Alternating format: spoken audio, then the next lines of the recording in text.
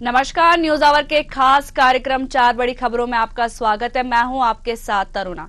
तो आज की पहली बड़ी खबर, दिल्ली की 70 विधानसभा सीटों पर 5 फरवरी को वोटिंग होनी है, यानी कल। ठीक एक दिन पहले दिल्ली पुलिस ने सीएम आतिशी पर आचार संहिता के उल्लंघन पर केस दर्ज किया है। दूसरी बड़ी खबर में हम बात करेंगे, दिल्ली के पूर्व मुख्यमंत्री अरविंद केजरीवाल प्रचार के दौरान अक्सर कहते रहे हैं कि दिल्ली की जनता को बताना चाहते हैं कि उन्हें सूत्रों से पता चला कि बीजेपी वाले मशीनों के जरिए दिल्ली में 10% वोटों में गड़बड़ी पैदा कर सकते हैं।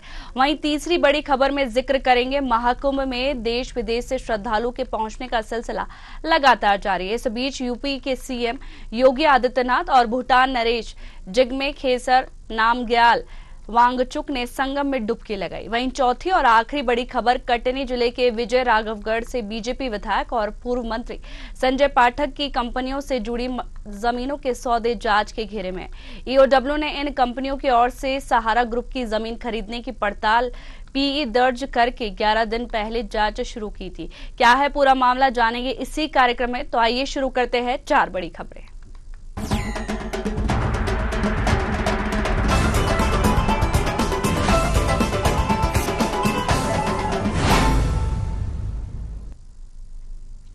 दिल्ली की 70 विधानसभा सीटों पर 5 फरवरी को वोटिंग होनी है, यानी कल। ठीक एक दिन पहले दिल्ली पुलिस ने सीएम आतिशी पर आचार संहिता के उल्लंघन पर केस दर्ज किया है। इसके साथ ही पुलिस ने भाजपा उम्मीदवार रमेश बिधूड़ी के समर्थक मनीष बिधूड़ी पर भी आचार संहिता उल्लंघन का केस दर्ज किया है। इसकी जानकारी दिल्ली पुलिस के आतिशी के ट्विटर पोस्ट पर रिप्लाई किया है। दिल्ली पुलिस ने रिप्लाई में लिखा, 3 से 4 फरवरी की रात कालकाजी से आप उम्मीदवार 50 से 70 लोगों और 10 वाहनों के साथ फतेह सिंह मार्ग पर पाई गई। आतिशी ने दिल्ली पुलिस का रिप्लाई करते हुए लिखा, चुनाव आयोग भी गजब है। रमेश बिधूड़ी जी के परिवार के सदस्य खुलेआम आचार संहिता का उल्लंघन कर रहे, उन पर कोई एक्शन नहीं लिया। राजीव कुमार जी, आप इलेक्शन प्रोसेस की कितनी धज्जियां उड़ाएंगे। दरअसल सीएम आतिशी ने आरोप लगाया था कि बीजेपी के उम्मीदवार रमेश बिधूड़ी के गुंडागर्दी कालकाजी विधानसभा में लोगों को धमका रहे, जिसमें पुलिस भी उनका साथ दे रही है। और उन्होंने आरोप लगाया और साबित भी किया है। और आतिशी ने एक्स पर पोस्ट कर एक वीडियो भी शेयर किया है। एक पोस्ट में उन्होंने लिखा है, आचार संहिता का उल्लंघन करते हुए मनीष बिधूड़ी जी, जो रमेश बिधूड़ी जी के भतीजे हैं, कालकाजी के वोटर न होते भी कालकाजी में घूम रहे हैं। मुझे उम्मीद है कि प्रशासन कार्रवाई करेगा। वहीं इस पर ज्यादा चर्चा के लिए हमारे साथ राजनीतिक विश्लेषक डॉक्टर आलोक सोती जी जुड़ गए। आलोक जी, आपका बहुत बहुत स्वागत है न्यूज आवर पर। जैसा देखा गया था कि जो सीएम आतिशी है, जो रात में जो भी घटनाक्रम हुआ, वहां पर देखा गया था सीएम आतिशी आरोप लगा रही थी कि जो भाजपा के उम्मीदवार हैं, वहां की जनता को शराब और मांस बेच रहे हैं। देखिए, दिल्ली का चुनाव एक रोचक इस स्थान पे पहुंच गया है और इलेक्शंस का जितना भी जो प्रचार था वो बंद हो गया है।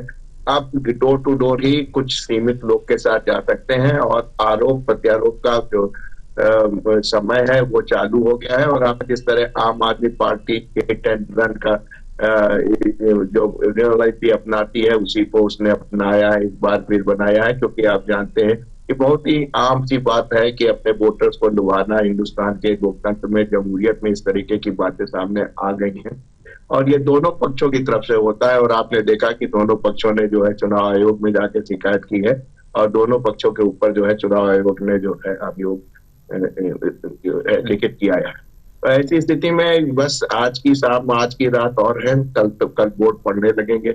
और उम्मीद है कि जो दिल्ली का चुनाव एक छोटी सी विधानसभा है, जो कि पूर्ण उसको दर्जा भी नहीं मिला है, लेकिन उसके बावजूद भी इतना ज्यादा अहमियत हो गई कि हम देख रहे थे कि एनडीए के सभी जो बड़े नेता हैं वो भी वहां पे थे।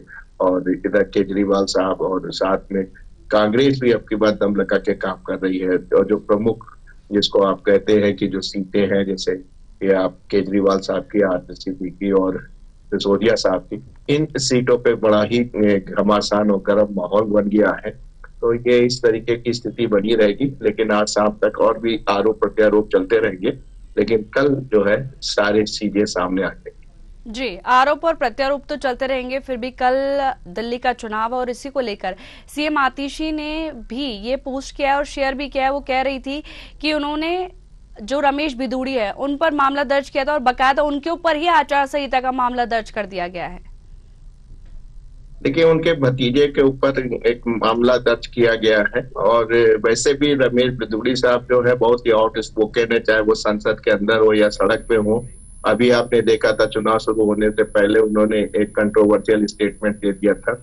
हिंदुस्तान की जनता बहुत अच्छी है, बहुत कम समय में उसको भूल जाती है।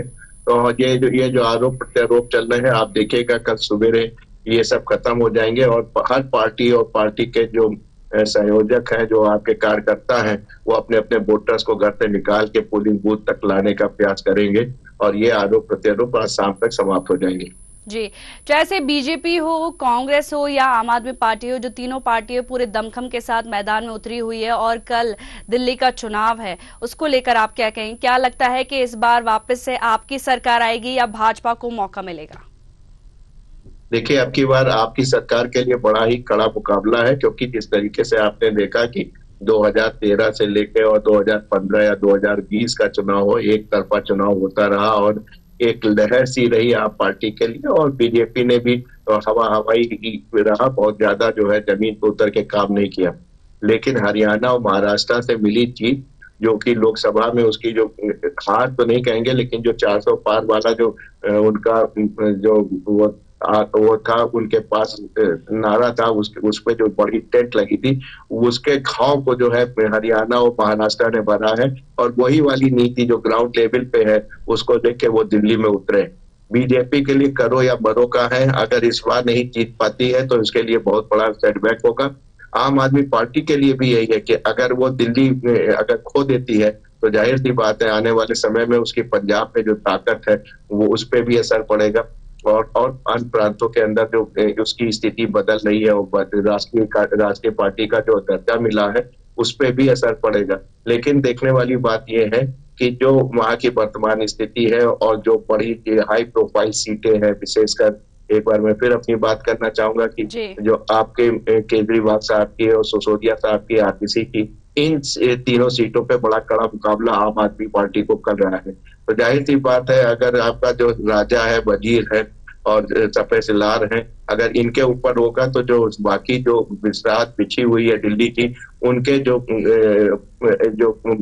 आंकड़े हैं, उनके जो लोग हैं, उन पे भी काफी आपको असर पड़ता हुआ नजर आएगा।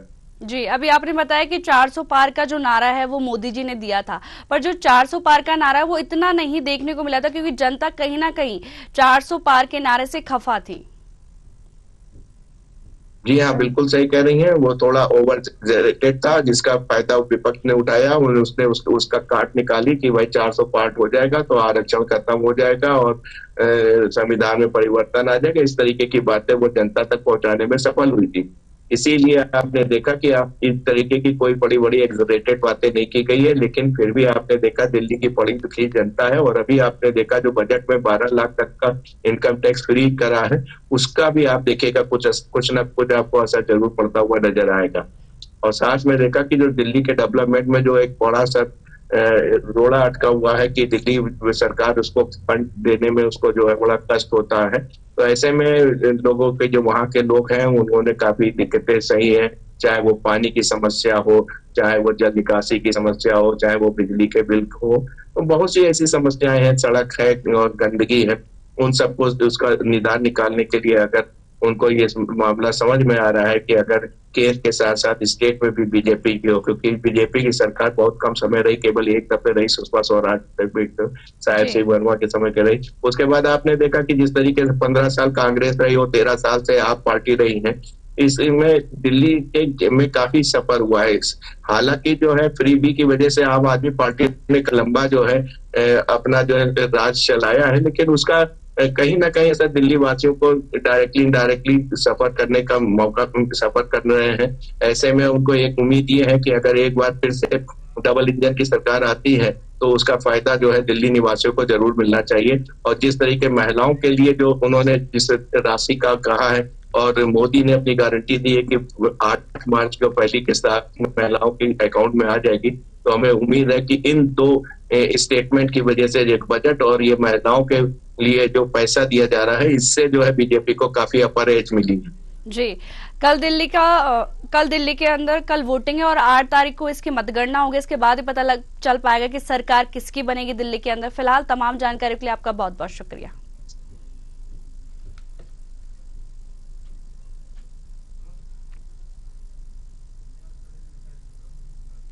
दिल्ली के पूर्व मुख्यमंत्री अरविंद केजरीवाल चुनाव प्रचार के दौरान अक्सर कहते रहे कि वे दिल्ली की जनता को बताना चाहते हैं कि उन्हें सूत्रों से पता चला है कि बीजेपी वाले मशीनों के जरिए दिल्ली में 10% वोटों में गड़बड़ी पैदा कर सकते हैं। दिल्ली की जनता से अपील करते हुए केजरीवाल कहते हैं कि ऐसे में इतनी बड़ी संख्या में वोट करे कि वह हर वोट झाड़ू यानी आम आदमी पार्टी को मिले। इसलिए अगर आम आदमी पार्टी के पास 15% वोट की बढ़त होती है तो 5% से चुनाव जीतेंगे। इसलिए हम हर जगह 10% से अधिक की वोट की बढ़त दिलाए। दिल्ली में अब तक के चुनावों का पैटर्न देखें तो जिस भी दल को भी यहां 40% से ज्यादा सीट मिली है, सरकार उसी की बनी है। साल 1993 से लेकर 2025 तक सिर्फ एक बार 2013 में यहां किसी भी सीट को 40% वोट नहीं मिले हैं। इसी वजह से कोई भी पार्टी अपने खुद के दम पर यहां अपनी सरकार नहीं बना पाई थी।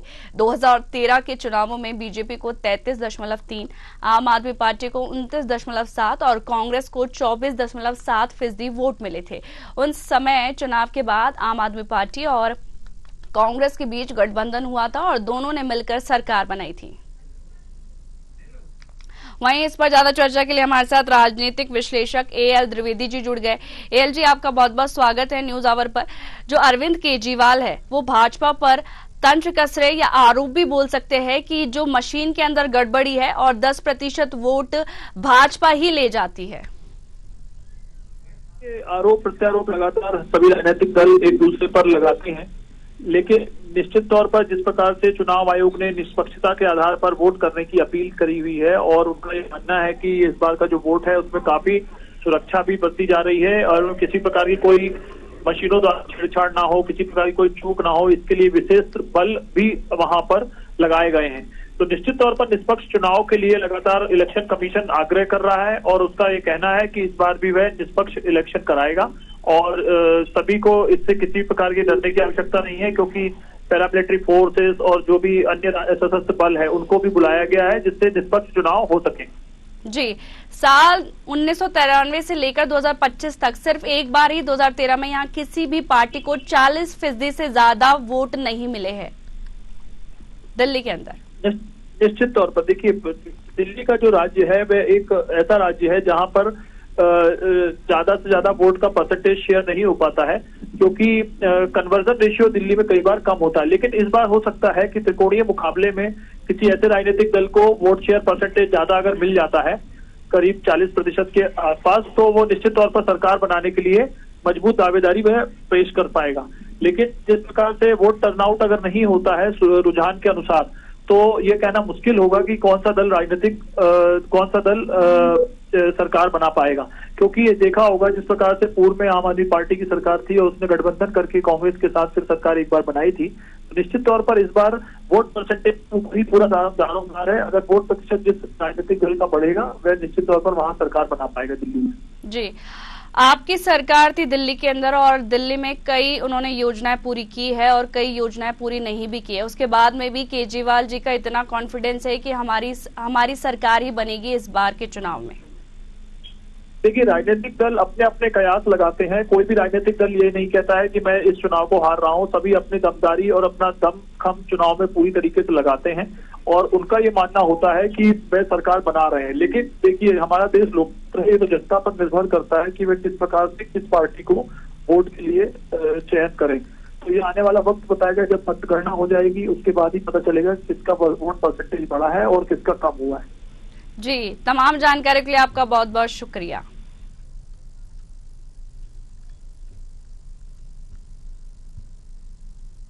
महाकुंभ में देश विदेश से श्रद्धालुओं के पहुंचने का सिलसिला लगातार जारी है। इस बीच यूपी के सीएम योगी आदित्यनाथ और भूटान नरेश जिग्मे खेसर नामग्याल वांगचुक ने संगम में डुबकी लगाई, गंगा पूजन और आरती की। इसके बाद अक्षयवट धाम और लेटे हनुमान में दर्शन पूजन किया।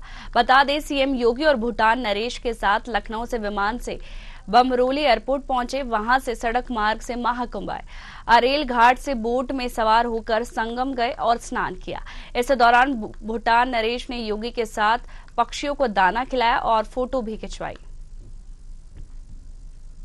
बता दें कि आज महाकुंभ का 23वां दिन है और देश ही नहीं विदेश से भी लोग महाकुंभ में दर्शन करने आ रहे हैं। बता दें कि भूटान नरेश महाकुंभ में डुबकी लगाने आए, उन्होंने डुबकी भी लगाई, साथ ही पक्षियों को दाना भी खिलाया और अब तक 37 करोड़ से ज्यादा लोग संगम में डुबकी लगा चुके हैं।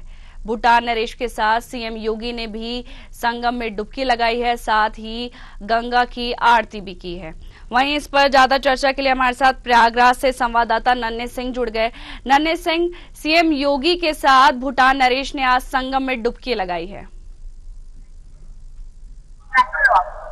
जी, हम बताना चाह रहे हैं कि आज भूटान के राजा जिस तरह से कर सकते हैं, आज पहुंचे हैं संगम नगरी के त्रिवेणी संगम में जो आस्था की डुबकी लगाए मुख्यमंत्री योगी आदित्यनाथ। आज त्रिवेणी संगम से वहां जो है उनको रिसीव करने लखनऊ पहुंचे, लखनऊ से वो सीधा प्रयागराज त्रिवेणी संगम की आस्था की डुबकी लगाई। हालांकि बात त्रिवेणी संगम से जो है वो अरल होते हुए जिस तरह से त्रिवेणी संगम नाव से वीआईपी घाट पर वो यहाँ स्नान करते हैं। स्नान के बाद हालांकि देखा जाए जिस तरह त्रिवेणी संगम में जो आस्था की डुबकी लगाने पहुंचे, यहाँ जो है अक्षयवट दर्शन भी करते हैं, यहाँ लेते हैं हनुमान जी का यहाँ दर्शन करते हैं। यहाँ जिस तरह से अनुभूति केंद्र बनाया गया है डिजिटल अनुभूति केंद्र, वहाँ पे भी मुख्यमंत्री जो है वहाँ पे उनको दर्शन कराते हैं। डिजिटली जो है कुंभ का जो है उन्होंने साक्षात्कार बताया कि यहाँ पूरी तरह से डिजिटल कुंभ बनाया गया है। हालांकि जिस तरह से त्रिवेणी संगम की बात की जाए, आपदा की डुबकी देश विदेश से कई लोग अभी तक लगा चुके हैं और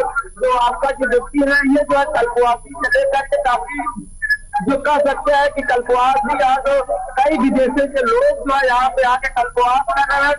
लगभग ये जो है मकर संक्रांति से कल्पवास कर रहे हैं और ये पूरे 1 महीने का कल्पवास होता है। 12 फरवरी को ये जो है पूर्णमासी होता है, 1 महीने का कल्पवास पूरा होगा। इसी तरह से कई देशों के जो राजनयिक भी है वो भी आके यहाँ स्नान कर रहे हैं। जिस तरह से मुख्यमंत्री योगी आदित्यनाथ आज त्रिवेणी संगम में आस्था की डुबकी उन्होंने लगाया, साथ साथ अक्षयवट दर्शन कराने के बाद यहाँ फोटो भी खिंचवाए।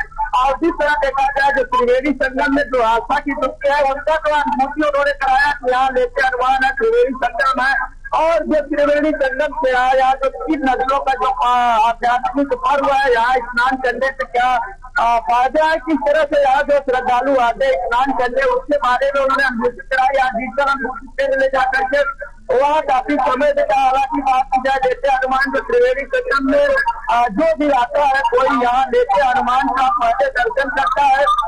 हालांकि बात की जाए लेते हनुमान यहाँ के कोतवाल पाए जाते हैं। लेते हनुमान अगर पूजा न किया जाए तो अधूरा रह जाता है उनकी यात्रा और गंगा में जो आस्था की डुबकी है वो अधूरी मानी जाती है। और जो आस्था की डुबकी है लगाने के बाद लेते हनुमान का पूजन सभी जो भी देश और विदेश के लोग श्रद्धालु आते हैं पूजा करते हैं, उनकी जो है हनुमान लेते हनुमान का आशीर्वाद लेते हैं। जो है सरस्वती स्तूप है और यहाँ शिवालय बनाए गए हैं, कई कारीगर बन के तैयार है। हालांकि बात की जाए त्रिवेणी संगम में जो आस्था की डुबकी है वो करोड़ों संत यहाँ मौजूद है।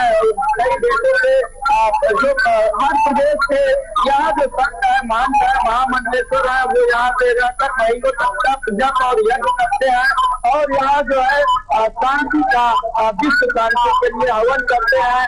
और उसी में आज जो है राजनयिक जिस तरह से भूटान से आए वहाँ इसमें शामिल हुए, आस्था की डुबकी लगाई। आस्था की डुबकी के बाद जब त्रिवेणी संगम में मां गंगा की आगमन किया और जिस तरह से बात किया जाए त्रिवेणी संगम में जो आस्था की डुबकी है वो करोड़ों श्रद्धालुओं की एक आस्था है।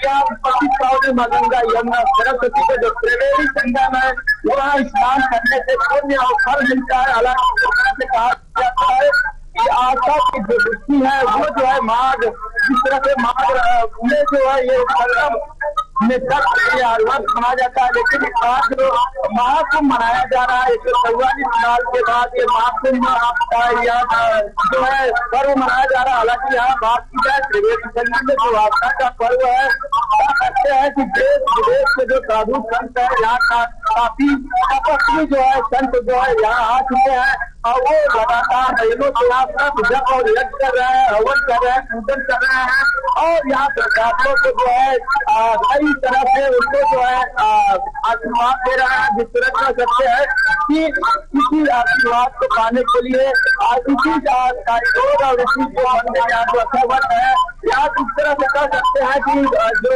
आज भूटान नरेश यहाँ पहुंचे हैं वो दर्शन किए, दर्शन के बाद यहाँ के आध्यात्मिक ज्ञान और यहाँ की जो है आध्यात्मिक जो तीर्थराज कहा जाता है, तीर्थों के राजा, आज रोज यहाँ पर जो है दर्शन किए, स्नान किए और यहाँ पे जो कारीगर का दर्शन किए। हालांकि बात की जाए प्रयागराज में मुख्यमंत्री योगी आदित्यनाथ उनके साथ लगातार बने रहे, लखनऊ उन्होंने रिसीव करने पहुंचे, वहां से जो यहाँ प्रयागराज के त्रिवेणी संगम से भी हो गए, त्रिवेणी घाट से वो नाव के साथ गए, वहाँ स्नान कराया। स्नान के बाद हम यहाँ पे स्नान के बाद पूजा लेते हनुमान मंदिर में गए, वहाँ से अक्षय पंडित जो है उन्होंने मान देखी है कि यहाँ जो है भगवान विष्णु का वास होता है, श्री राम और लक्ष्मण जो सीता है यहाँ वास के थे, तो यहाँ रुके हुए थे। उसके बाद ये जो सभी पत्ते हैं यहाँ भगवान विष्णु यहाँ विराजमान होते हैं सभी पत्तों से और जो मंत्र है ये पूरी तरह से इस बार विस्तार किया गया, यहाँ कॉरिडोर बनाया गया। चीज और भक्त बनाने के लिए लगातार काफी दिनों से सरकार इसमें प्रयास कर रही थी। हालांकि यहाँ तो कॉरिडोर आनमंडेटे हनुमान का भी बनकर तैयार है, वहाँ भी दर्शन स्नान कर रहे हैं। काफी संख्या में जो श्रद्धालु आ रहे हैं, करोड़ों की संख्या में इस बार मौनी अमावस्या से जो श्रद्धालु हैं वो सभी चाह रहे थे कि हम लेटे हनुमान का आशीर्वाद करें, अक्षयवट का दर्शन करें, समुद्र कूप का दर्शन करें। हालांकि मुख्य स्नान पर से सभी कॉरिडोर को बंद कर दिया गया था, बाहर से ही लोगों को स्नार्थियों को दर्शन कराया गया था और लोग वहां से ही चले गए। और देखा जाए आज त्रिवेणी संगम में जिस तरह नेपाल नरेश ने आस्था की डुबकी लगाई और वहां पे पहुंचे और जिस तरह कह सकते हैं कि त्रिवेणी संगम में जो आस्था होती है अपने देश के नहीं विदेशों के लोग में आस्था होती है और वो जो आस्था की डुबकी लगाने के लिए संगम नगरी से प्रयागराज आस्था की डुबकी लगाते हैं, यहाँ जप तप करते हैं, यज्ञ करते हैं, हवन करते हैं, पूजा करते हैं। लेकिन ये उसी कड़ी का एक कह सकते हैं भूटान नरेश आज अपनी उस प्रक्रिया में जी शामिल। हालांकि बात की जाए जिस तरह त्रिवेणी संगम से अभी भी जो आज कल बसंत पंचमी के बाद आपसे आगे भी महाकुंभ को लेकर अपडेट लेते रहेंगे। तमाम जानकारियों के लिए आपका बहुत बहुत शुक्रिया।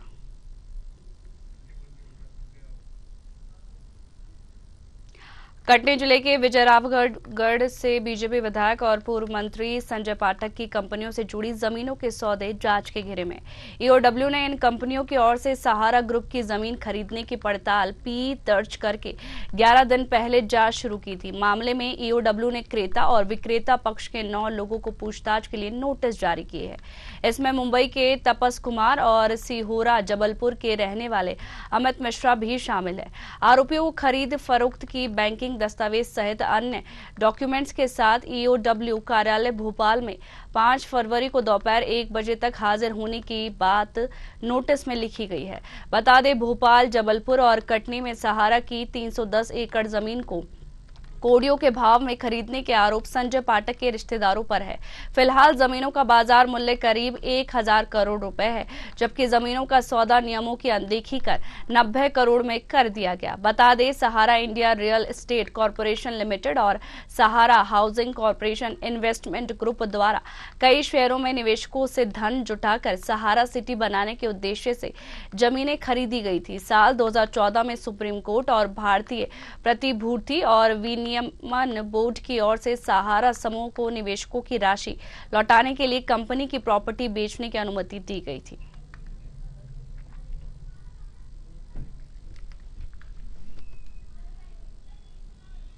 फिलहाल 4 बड़ी खबरों में इतना ही। मुझे दीजिए इजाजत। नमस्कार।